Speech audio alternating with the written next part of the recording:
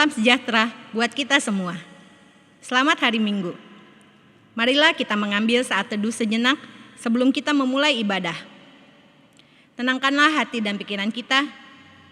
Jadikanlah ibadah di rumah layaknya seperti ibadah di gereja. Biarlah hati kita bersukacita menyambut kehadiran Tuhan dalam ibadah kita di rumah masing-masing. Mari kita berdiri. Kita meyakini bahwa ibadah online ini terjadi karena pertolongan kita ialah di dalam nama Allah pencipta langit dan bumi yang kasih setianya kekal selama-lamanya.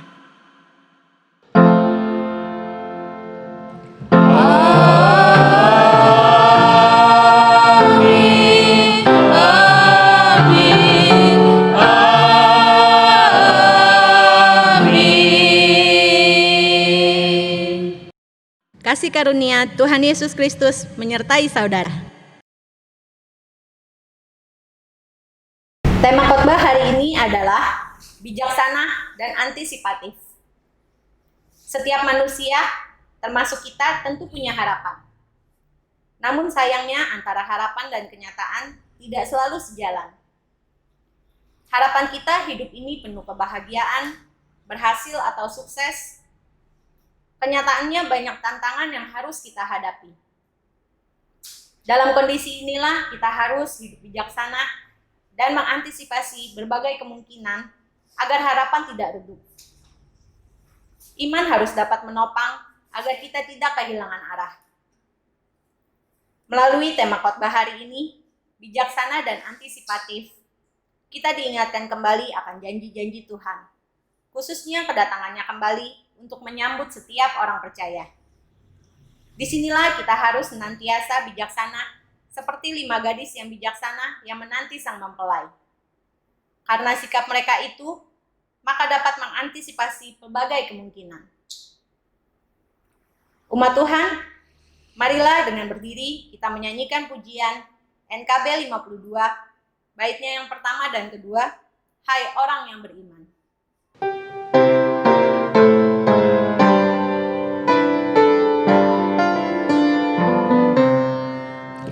Hai orang yang beriman, tetap waspadalah, sebab telah larut malam, kelam bertambahlah.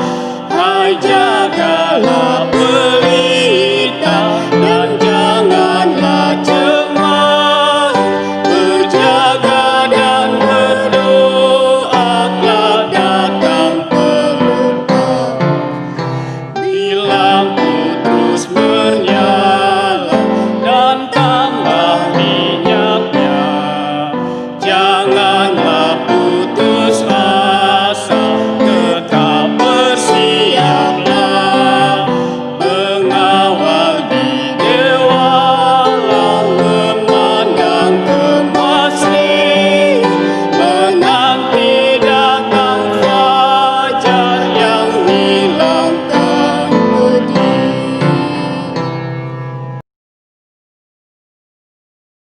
Saudara-saudara, saya mengajak kita hening sejenak. Umat Tuhan, setiap kita pasti punya angan dan harapan. Untuk mewujudkannya, seringkali kita lupa untuk mengingat firman dan kehendak-Nya. Sehingga kita lupa untuk bersikap bijaksana dan mengandalkan Tuhan. Kita sering melupakan firman-Nya. Kita menjadi orang yang tidak bijaksana. Kita kurang pengertian, bahkan tidak segan-segan menyakiti sesama, bahkan orang-orang yang paling dekat dengan kehidupan kita. Saudara-saudara diberi kesempatan untuk mengaku dosa-dosanya secara pribadi. Ungkapkanlah pengakuan dosa kita dengan tulus dan jujur, karena di hadapan Tuhan tidak ada yang dapat kita sembunyikan.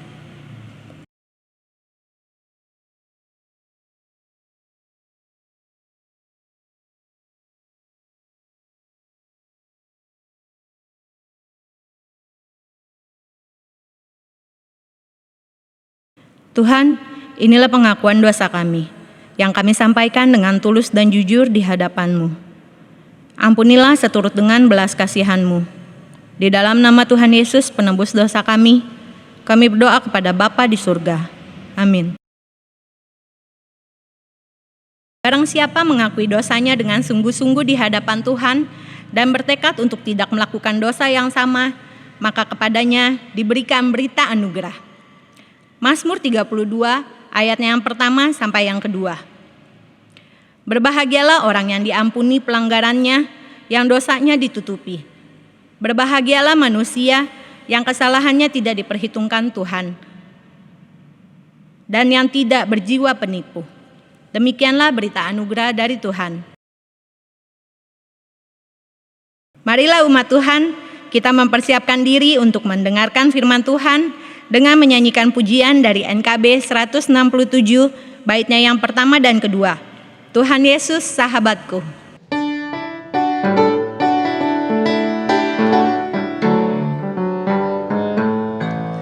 Tuhan Yesus sahabatku, tercinta dan terang, melebihi segalanya bagiku.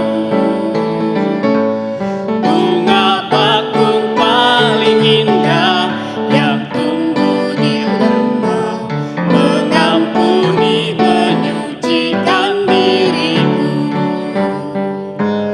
Penghibur dalam duka, penolong yang teguh, kepadanya ku serahkan khawatirku. Bunga bakung paling indah yang tumbuh di lembah, melebihi segalanya bagiku.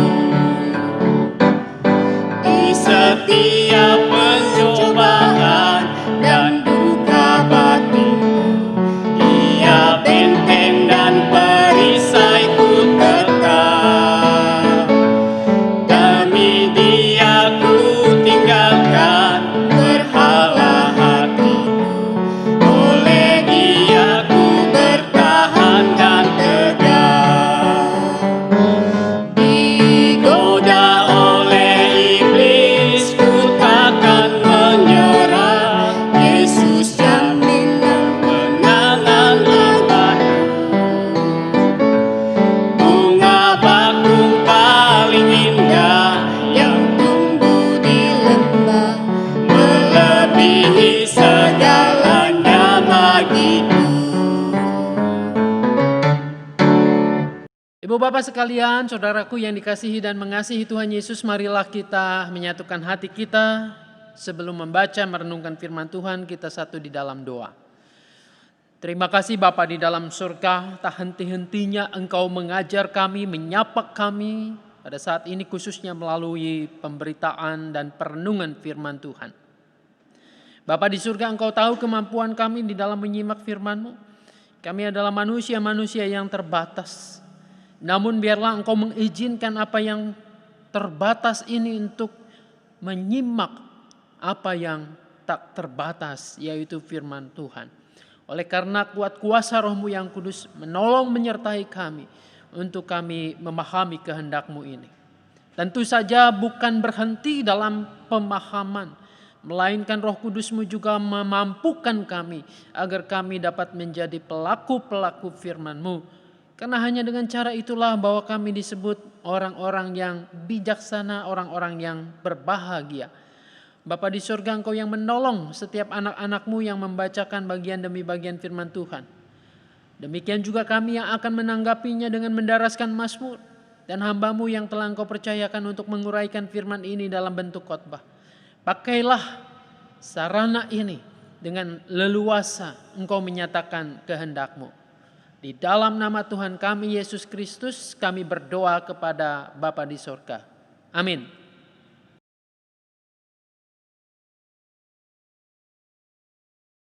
Bacaan 1 terambil dari Amos 5 ayat 18 sampai dengan 24.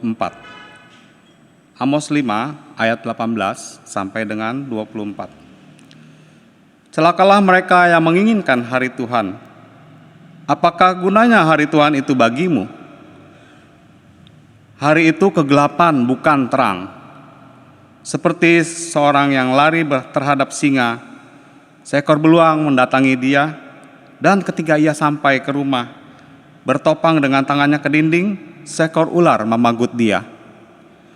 Bukankah hari Tuhan itu kegelapan dan bukan terang, kelam kabut dan tidak bercahaya? Aku membenci, aku menghinakan perayaanmu, dan aku tidak senang kepada perkumpulan rayamu. Sungguh, apabila kamu mempersembahkan kepadaku korban-korban bakaran dan korban-korban sajianmu, aku tidak suka. Dan korban keselamatanmu berupa ternak yang tambun, aku tidak mau pandang. Jauhkanlah daripadaku keramaian nyanyian-nyanyianmu, lagu gambusmu tidak mau aku dengar. Tetapi biarlah keadilan bergulung-gulung seperti air, dan kebenaran seperti sungai yang selalu mengalir. Demikianlah sabda Allah.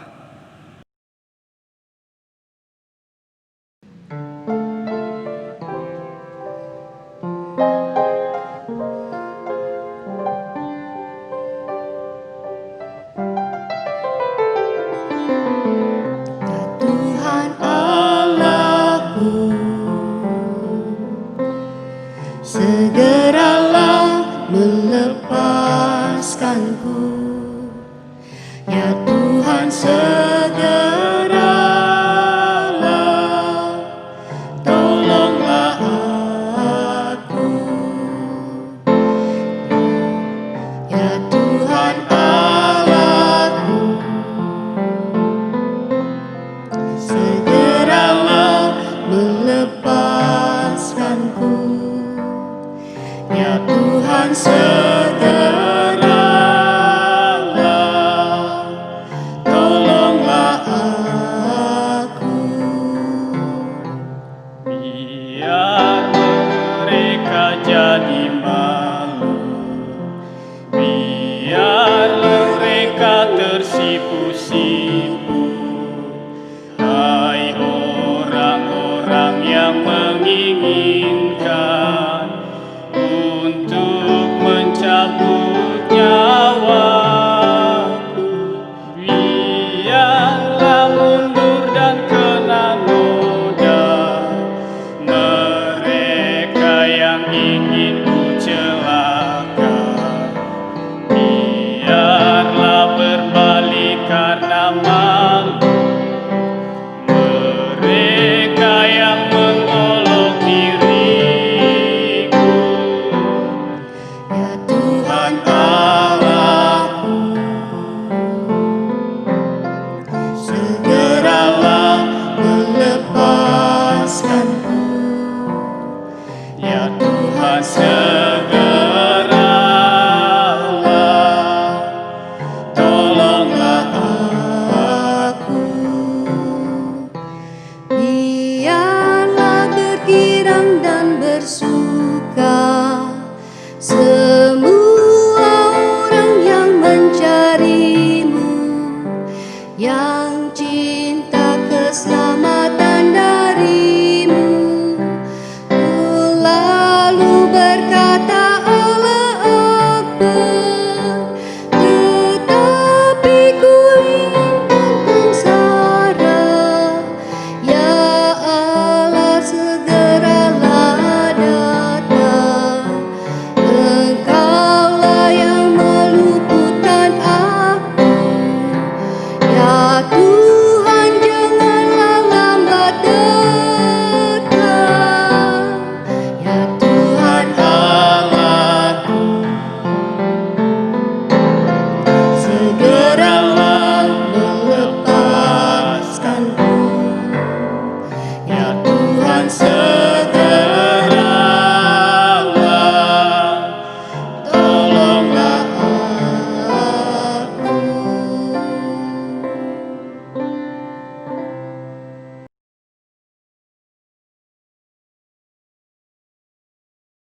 Bacaan kedua diambil dari 1 Tesalonika 4 ayat 13 sampai 18. Bacaan kedua diambil dari 1 Tesalonika 4 ayat 13 sampai 18.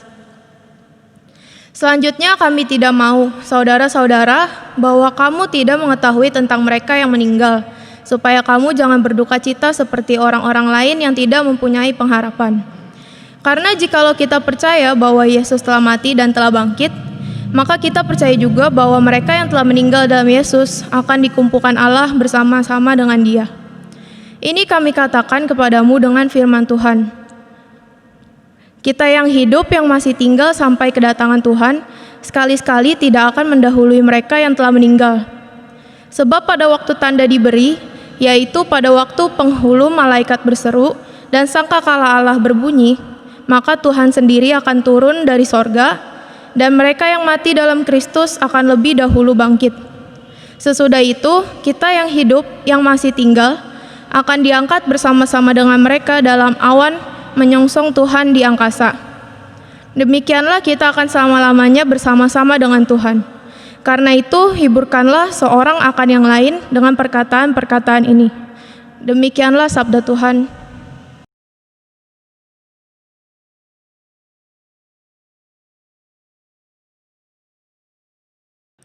Saudara yang dikasihi dan mengasihi Tuhan Yesus, pada hari Minggu ini pembacaan Injil terambil dari Injil Matius. Matius pasalnya yang ke-25 ayat pertama sampai dengan ayatnya yang ke-13. Inilah Injil Tuhan Yesus Kristus menurut Matius pasal 25 ayat pertama sampai dengan 13.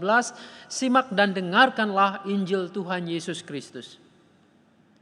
Pada waktu itu, hal kerajaan sorga seumpama 10 gadis yang mengambil pelitanya dan pergi menyongsong mempelai laki-laki. 5 diantaranya bodoh dan 5 bijaksana.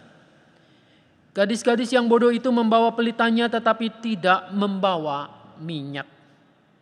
Sedangkan gadis-gadis yang bijaksana itu membawa pelitanya dan juga minyak dalam buli-buli mereka.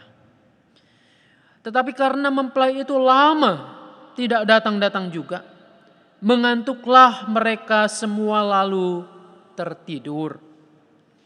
Waktu tengah malam terdengarlah suara orang berseru, "Mempelai datang, songsonglah dia." Gadis-gadis itu pun bangun semuanya lalu membereskan pelita mereka. Gadis-gadis yang bodoh berkata kepada gadis-gadis yang bijaksana, "Berikanlah kami sedikit dari minyakmu itu, sebab pelita kami hampir padam." Tetapi jawab gadis-gadis yang bijaksana itu, "Tidak, nanti tidak cukup untuk kami dan untuk kamu. Lebih baik kamu pergi kepada penjual minyak dan beli di situ." Akan tetapi waktu mereka sedang pergi untuk membelinya, datanglah mempelai itu dan mereka yang telah siap sedia masuk bersama-sama dengan dia ke ruang perjamuan kawin, lalu pintu ditutup. Kemudian datang juga gadis-gadis yang lain itu dan berkata, "Tuan, Tuan, bukakanlah kami pintu." Tetapi ia menjawab, "Aku berkata kepadamu, sesungguhnya aku tidak mengenal kamu. Karena itu berjaga-jagalah, sebab kamu tidak tahu akan hari maupun akan saatnya." Sampai demikian jauh pembacaan Injil Tuhan Yesus Kristus. Tuhan Yesus berkata, yang berbahagia adalah setiap kita yang mau mendengarkan firman Allah, memelihara tentu dengan melakukannya. Haleluya.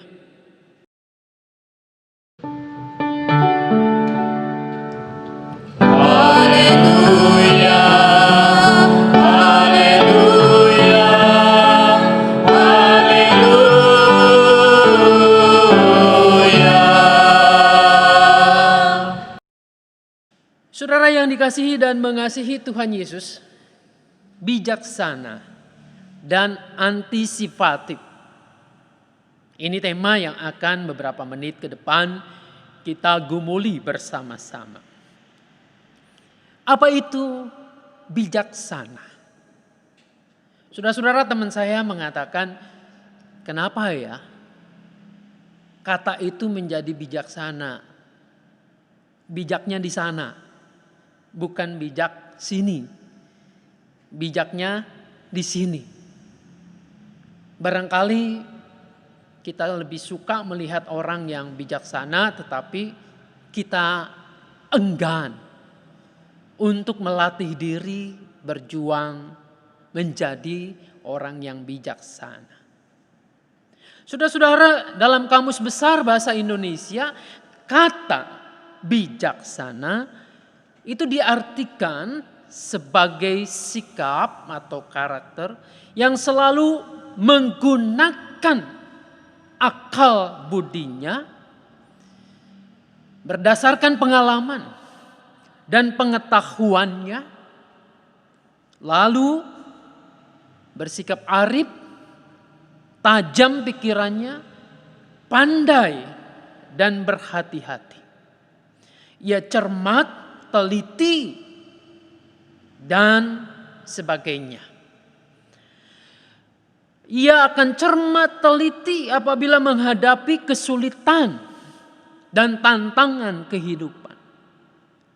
Saudara-saudara, tentu saja sikap bijaksana ini merupakan sikap yang baik. Saya yakin Anda pun akan setuju bahwa bijaksana itu adalah sikap yang positif. Siapapun senang bergaul atau dipimpin oleh orang-orang yang bijaksana ini. Namun seperti saya tadi katakan, meski kita semua suka sikap bijaksana, tidak serta-merta kita berupaya, kita berjuang sekuat tenaga untuk mempunyai karakter diri yang bijaksana ini.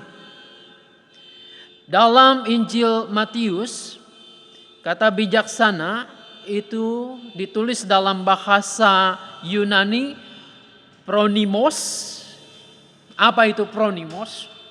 Saudara-saudara, pronimos ini menunjuk kepada mereka yang melakukan firman atau ajaran Tuhan Yesus Kristus tentang kehendak Bapa. Matius 7 misalnya ayat 24-25 menegaskan dengan itu. Dan dengan demikian siap nantinya untuk menyongsong kedatangan Tuhan Yesus kembali. Kapanpun kedatangannya akan tiba, mereka yang bijaksana ini akan siap sedia. Kebalikan dari sikap bijaksana adalah sikap yang bodoh.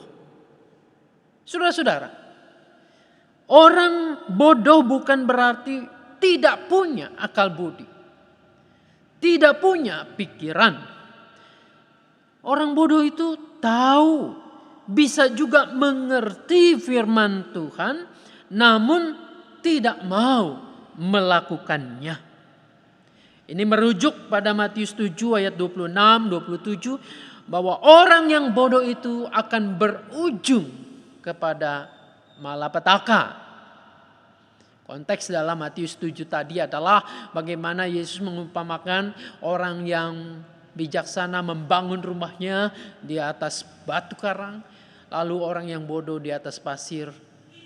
Itu pertanda orang bodoh ini mengabaikan firman Tuhan. Saudara-saudara, sikap bijaksana dan yang sebaliknya ini dipakai oleh Tuhan Yesus melalui kisah perumpamaan untuk menggambarkan tentang kerajaan Allah. Perumpamaan itu berkisah ada 10 gadis yang dipercayakan kepada mereka sebuah tugas menyongsong, menyambut mempelai laki-laki. Ada 5 gadis, disebutkan 5 gadis yang bodoh dan 5 gadis yang bijaksana. Saudara-saudara, perumpamaan ini dibuka dengan keluarnya 10 gadis dari rumah pengantin perempuan untuk menyongsong mempelai laki-laki, mempelai pria ini. 10 gadis ini adalah teman-teman atau pengiring, atau barangkali pagar ayu mungkin di kita ini, yang mendampingi mempelai perempuan menjelang hari pernikahannya ini. Mereka mungkin sama seperti katakanlah dayang-dayang yang ada di istana raja kuno. Mereka belum menikah sehingga dalam bahasa Yunani mereka dituliskan partenoi, perawan, atau dalam bacaan kita disebut gadis itu. Tampaknya peran mereka dalam pesta, tradisi pesta pernikahan ini sangat penting. Mereka dipercaya, mereka ditugasi untuk menyongsong kedatangan mempelai laki-laki. Sebuah tugas yang penting, yang vital, dan yang sekaligus membahagiakan buat mereka. Mereka datang untuk bersiap sedia melayani. Dan selanjutnya menjadi saksi dari pernikahan itu. Tentu saja mereka akan menikmati kegembiraan dalam pesta pernikahan perkawinan itu. Saudara-saudara, 5 gadis disebut Yesus sebagai gadis-gadis yang bijaksana. Karakter bijaksana diperlihatkan dalam kesiapsiagaan mereka menanggapi tugas yang maha penting itu.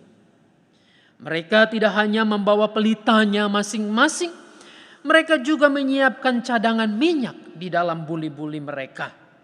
Dalam Injil Matius 25 ayat 4 itu diceritakan seperti itu. Di balik kesiapan menyediakan minyak cadangan ini, mereka punya sikap mengantisipasi berbagai kemungkinan terburuk, yakni bahwa sang mempelai laki-laki dapat saja mengalami gangguan dalam perjalanannya untuk menuju ke tempat mempelai perempuan ini. Perjalanan yang jauh, lalu kemudian ada hambatan dan bisa terjadi mempelai ini datang tengah malam. Saudara-saudara, ternyata sikap antisipatif ini benar. Mempelai laki-laki datang sudah larut malam. Sama seperti 5 gadis yang lainnya. Gadis-gadis bijaksana ini pun tertidur. Mereka tidur semua. Namun, saudara-saudara, ketika ada kegaduhan yang menyentak mereka, mengatakan mempelai pria datang, mereka sama-sama bangun. Dan yang membedakan sikap gadis yang bijaksana ini adalah pelita kelima gadis bijaksana tetap menyala terus. Mereka menyambut mempelai laki-laki ini dan kemudian masuk di dalam kegembiraan pesta. Sebaliknya, tragis menimpa 5 gadis yang disebut bodoh ini. Pelita mereka padam ketika sang mempelai datang, ketika tugas yang maha penting itu seharusnya dilakukan, dikerjakan mereka. 5 gadis malang itu meminta berbagi minyak dari gadis-gadis yang membawa cadangan dalam buli-buli itu. Bagaimana respon gadis-gadis bijaksana ini? Saudara-saudara, 5 gadis bijaksana itu menolak. Kejam. Ya, mereka seolah terlihat sangat egois dan tidak mau membantu teman-teman mereka sendiri. Apakah memang begitu? Apakah mereka egois dan kejam? Saudara-saudara, mari kita telisik alasan kelima gadis bijaksana yang enggan untuk memberikan, untuk berbagi minyak itu, cadangan minyak kepada mereka. Gadis-gadis bijaksana itu menjelaskan bahwa mereka tidak dapat memberikan sebagian minyak cadangan mereka. Karena hal ini tidak akan berguna baik untuk mereka yang meminta, apalagi yang memberikannya. Akan sama-sama kekurangan dan lalu kemudian pelitanya akan sama-sama padam. Tidak banyak gunanya atau tidak berguna sama sekali. Membaginya bisa saja menjadi tidak berguna, tidak cukup untuk keperluan pesta, dan akhirnya padam semuanya sebelum pesta itu dimulai. Saudara-saudara, disinilah Yesus mau mengingatkan bahwa kesetiaan melakukan kehendak Allah memang bukan barang yang bisa dibagi-bagi seperti hanya minyak atau kuota internet atau pulsa. Bukan seperti itu. Persiapan untuk menyambut hari kedatangan Tuhan pada hakikatnya menjadi tugas dan tanggung jawab setiap orang. Tanggung jawab murid-murid Yesus, tanggung jawab Anda, tanggung jawab saya. Dan itu tidak bisa ditimpakan atau dititipkan pada orang lain. Saudara yang dikasihi dan mengasihi Tuhan Yesus, maka tidak pada tempatnya lah mempermasalahkan, menyalahkan bahwa gadis-gadis bijaksana itu adalah orang-orang yang egois. Anda dan saya tidak dapat menuntut orang lain untuk melakukan kebaikan kepada kita, sementara diri kita sendiri teledor dan tidak antisipatif. Orang lain tidak bisa diminta pertanggungjawaban dari kekeliruan yang kita lakukan ini. Saudara-saudara, meski demikian, gadis-gadis bijaksana itu tetap memberikan saran, memberikan nasihat. Mereka diminta untuk membeli minyak ke warung yang menjualnya. Tengah malam cari tukang minyak. Di manakah dapat mendapatkannya? Saudara-saudara, ini masih memungkinkan karena ini mengandaikan bahwa kebiasaan ketika ada kenduri, ketika ada pesta, maka warung-warung juga akan buka sampai larut malam untuk memeriahkan, mengikuti keramaian yang ada. Namun sayangnya warung penjual minyak itu tampaknya jauh. Sehingga ketika mereka sedang mencari untuk membelinya, sang mempelai pria ini datang. Tugas utama penyambutan tidak dapat dilakukan oleh mereka. Mereka kini berada di luar keramaian pesta itu. Perjamuan pernikahan melambangkan pesta keselamatan pada akhir zaman bersama-sama dengan Kristus. Pesta yang oleh bacaan kedua dari 1 Tesalonika 4 itu digambarkan sesuatu yang indah. Orang-orang dikumpulkan bersama-sama dengan Kristus untuk merasakan kebahagiaan bersama-sama dengan Dia. Saudara-saudara, dalam konteks akhir zaman, pintu yang terbuka atau yang tertutup itu melambangkan atau berarti ada yang mendapat bagian dalam kebahagiaan kekal, atau ada yang tersingkir serta terbuang.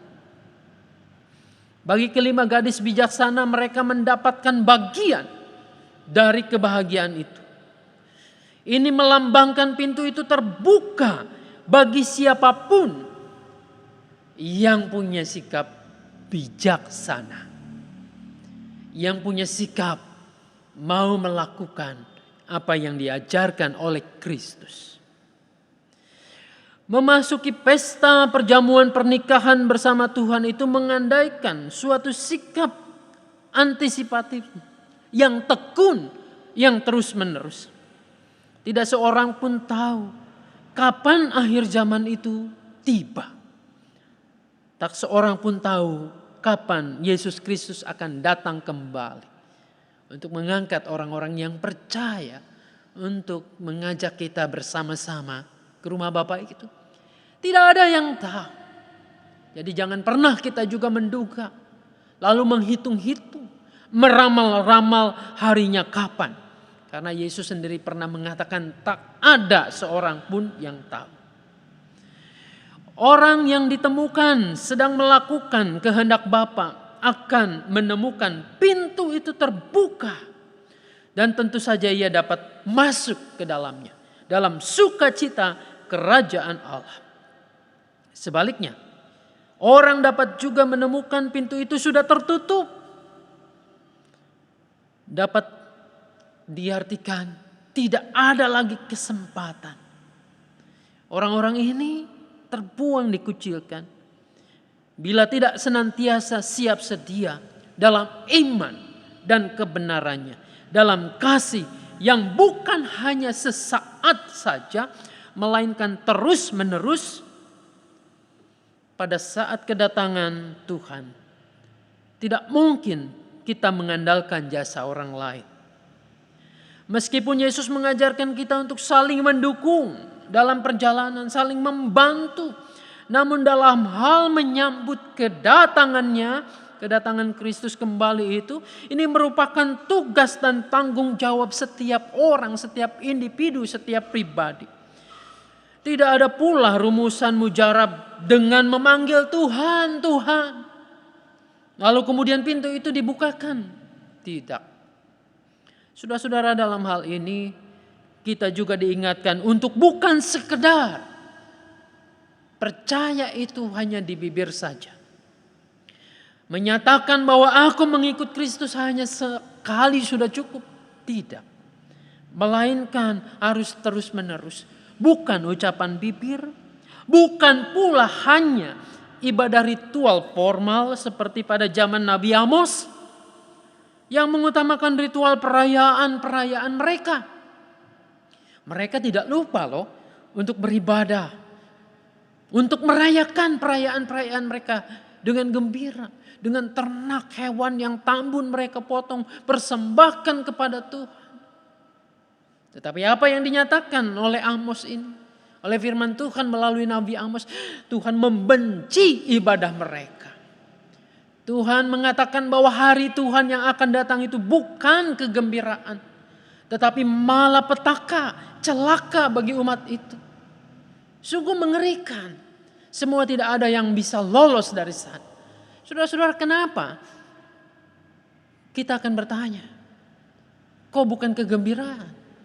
Ya karena pada zaman Amos itu yang terjadi adalah umat Allah itu berusaha memisahkan antara ibadah formal, ritual di bait Allah, di tempat-tempat ibadah, dengan kehidupan moralitas mereka.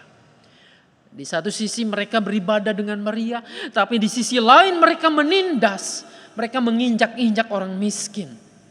Mereka memanipulasi firman Tuhan, mereka menipu umat dan seterusnya. Maka disitulah sebenarnya hal yang fatal. Mereka tidak masuk dalam kegembiraan di hari Tuhan, melainkan malapetaka yang terjadi. Saudara-saudara, ini pun bisa terjadi pada setiap kita umat Tuhan. Apabila kita hanya berpikir bahwa ibadah formal itulah yang utama, lalu kemudian kita mengabaikan cara kehidupan kita. Disinilah sebenarnya tantangan buat kita, dan Tuhan memberikan kesempatan di mana gereja, kehidupan bersekutu di gedung gereja kita sangat-sangat dibatasi. Bahkan kita sudah sekian lama tidak beribadah bersama-sama. Lalu apakah di rumah kita, dalam kehidupan real kita, kehidupan nyata kita, firman itu kita terapkan? Apakah kita di sini menjadi orang-orang yang bijaksana, yang hari ke hari, jam ke jam, detik demi detik kita mengingat Tuhan, lalu melakukan firman itu dalam hidup kita sehari-hari? Disinilah sikap bijaksana itu akan terlihat. Saudara yang dikasihi dan mengasihi Tuhan Yesus, kita semua senang berkawan.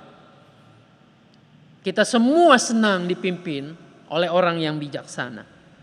Maka jadilah kita juga orang yang bijaksana.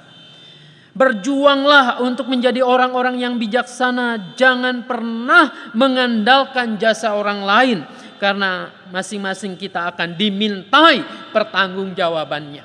Saudara-saudara, waktu kita masih ada, belum terlambat. Marilah kita siap sedia, selalu tekun untuk melakukan firman Tuhan, supaya kalau kedatangannya itu tiba, pintu terbuka untuk Anda dan saya.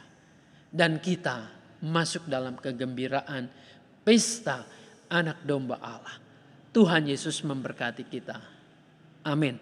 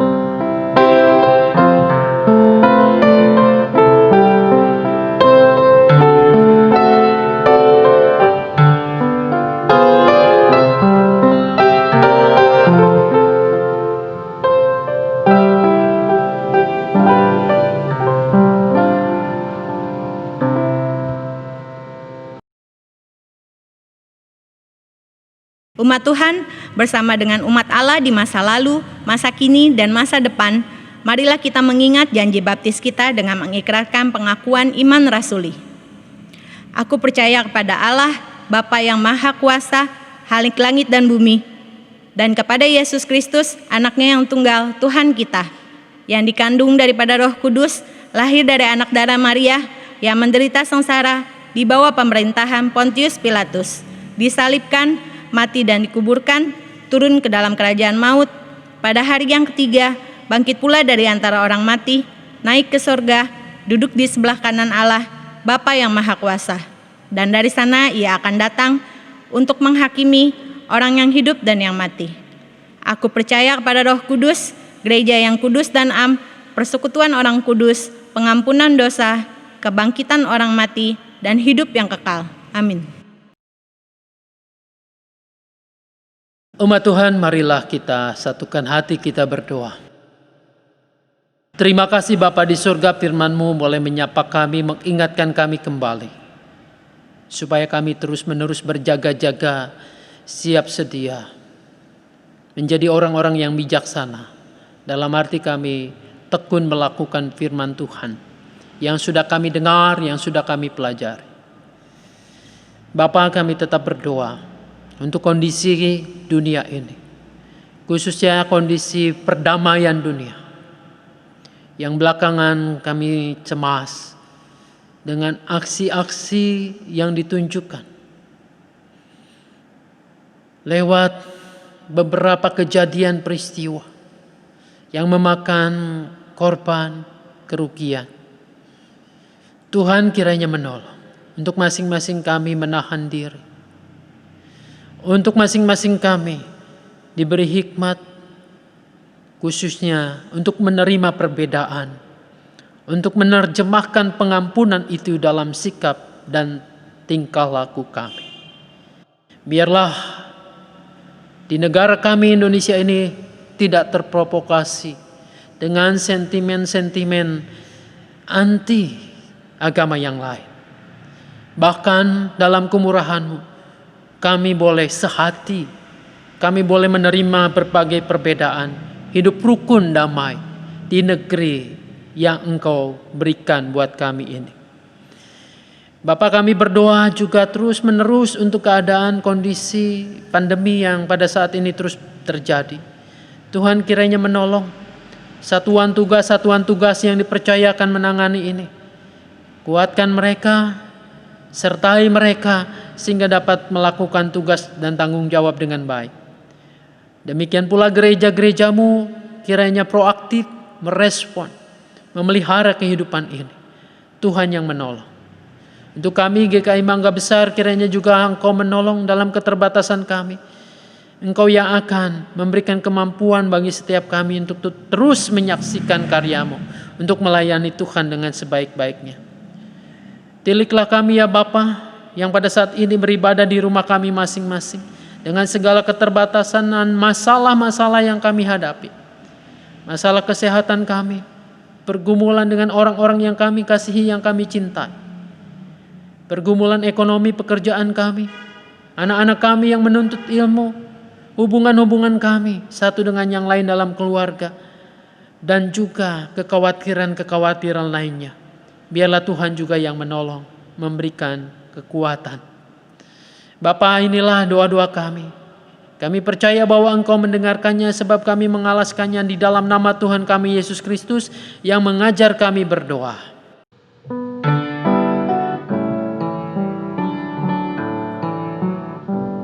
Bapa kami yang ada di sorga, dikuduskanlah nama-Mu, datanglah kerajaan-Mu, jadilah kehendak-Mu di bumi seperti di sorga. Beri kami hari ini makanan yang secukupnya, ampuni salah kami seperti kami ampuni yang bersalah pada kami. Jangan bawa kami dalam pencobaan, melainkan lepaskan kami dari yang jahat. Sebab Kaulah yang punya kerajaan dan kuasa dan kemuliaan sampai selama-lamanya. Amin. Amin.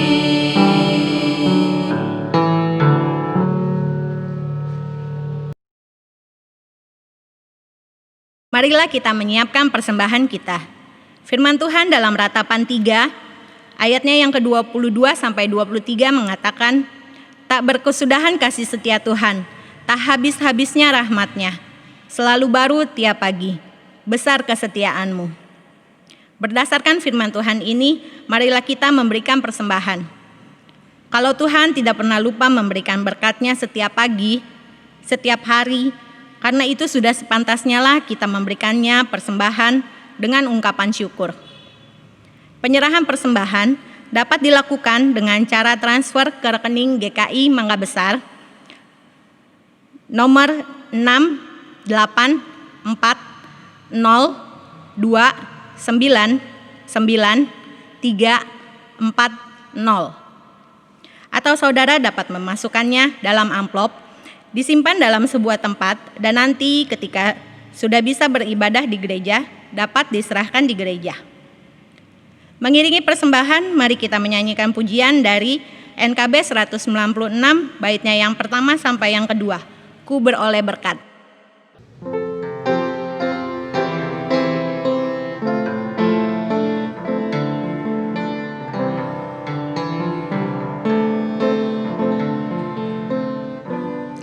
Ku beroleh berkat yang tak kunjung lenyap, yang tidak diberi dunia. Di relung hatiku, walau syarat beban, ada damai sejak bakal. Yesus yang selalu tinggal serta, Ia di dalamku, ku dalamnya. Aku senantiasa menyertai-Mu, itulah janjinya kepada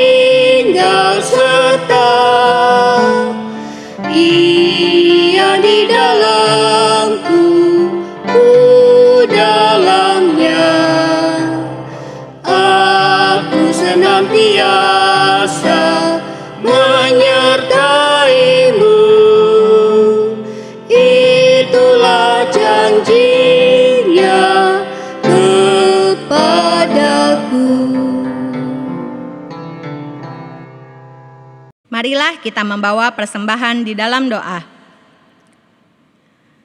Bapa di dalam surga, dalam kerendahan kami mengakui bahwa Engkaulah sumber berkat. Engkaulah yang setiap pagi memberikan berkat yang baru kepada semua makhluk termasuk kami. Maka ajarlah kami untuk senantiasa bersukacita memberi persembahan kepadamu. Persembahan yang kami berikan tentunya jauh dibandingkan dengan apa yang Kau berikan kepada kami. Namun biarlah Engkau sudi menerimanya. Kuduskanlah dalam kemurahan-Mu supaya berfaedah menjadi berkat, khususnya untuk pekerjaan-Mu yang Kau percayakan melalui gereja-Mu. Beri hikmat dan tanggung jawab kepada majelis jemaat yang dipercaya mengelolanya. Di dalam nama Tuhan Yesus, kami bersyukur kepada Bapa di sorga. Amin. Saudara-saudara umat Tuhan, marilah kita tidak terlena dan menikmati kehidupan serta keyakinan keselamatan kita. Lalu kemudian kita tidak melakukan, tidak berbuat apa yang Tuhan kehendaki. Melainkan marilah kita tekun melakukan firman-Nya hari demi hari. Karena dengan cara itulah kita boleh menyambut menyongsong kedatangan Yesus kembali. Hari depan kita tidak tahu, tetapi percayalah bahwa Tuhan Yesus akan menyertai menolong kita. Mari kita bangkit berdiri menyanyikan PKJ 241 bait pertama sampai ketiga, tak ku tahu kan hari esok.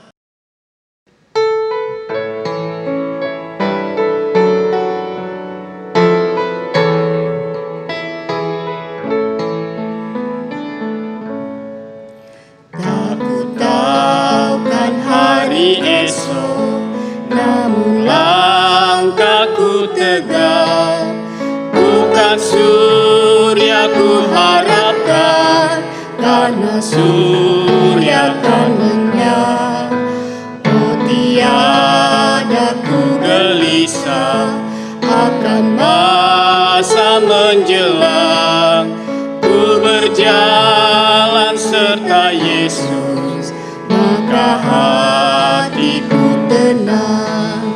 Banyak hal tak ku pahami dalam masa menjelang, tapi terang bagiku ini tangan Tuhan yang pegang. Makin teranglah perjalanan, makin tinggi aku naik, dan bebanku makin ringan, makin nampaklah yang baik. Di sanalah terang abadi, tiada tangis dan keluh. Di negeri seberang pelangi, kita akan bertemu. Banyak hal tak ku pahami dalam masa menjelang, tapi terang bagiku ini tangan Tuhan yang pegang. Tak ku tahu kan hari esok, mungkin langit kan gelap, tapi Dia yang kasihan melindungiku tetap. Meski susah perjalanan, gelombang dunia menderu, dipimpinnya ku bertahan sampai akhir langkahku. Banyak hal tak ku pahami dalam masa menjelang, tapi terang bagiku ini tangan Tuhan yang pegang. Saudara-saudara, arahkanlah hatimu kepada Tuhan. Lakukanlah firman yang telah kita dengar. Dengan demikian kita boleh menjadi saksi-saksi Tuhan dimanapun kita berada. Dengan cara itulah kita memuliakan nama Tuhan sampai Ia datang kembali.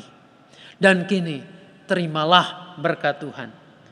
Tuhan memberkati engkau dan melindungi engkau. Tuhan menyinari engkau dengan wajah-Nya dan memberi engkau kasih karunia. Tuhan menghadapkan wajah-Nya kepadamu dan memberi engkau damai sejahtera.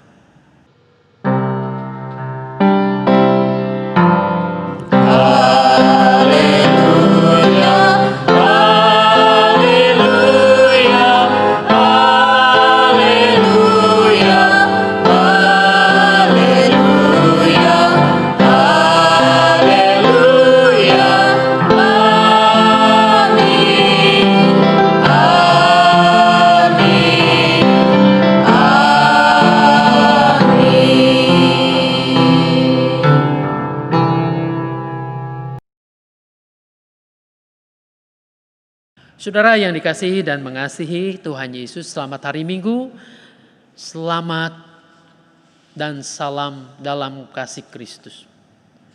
Pada hari ini kita boleh diingatkan kembali untuk terus berjaga-jaga.